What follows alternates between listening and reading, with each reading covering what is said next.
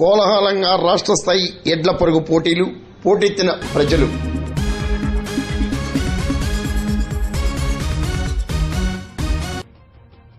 కక్కినాడ జిల్లా సామర్లకోట మండలం కాపువరంలో శ్రీ రామలింగేశ్వర కమిటీ ఆధ్వర్యంలో రాష్ట్ర స్థాయి ఎడ్ల పరుగు పోటీలు కోలాహలంగా జరిగాయి.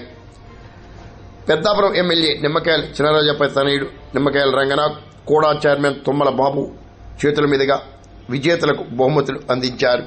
గుమ్మిలేరుకు చెందిన కోరా శృతి చౌదరి ప్రథమ, ధర్మవరంకు చెందిన జువ్వల సత్యబాబు జోట్ ఎడ్లు ద్వితీయ, జూనియర్ విభాగంలో పాలచర్ల కళ్యాణ్ కుమార్ సామర్లకోట ఎడ్లు విజేతలుగా నిలిచాయి.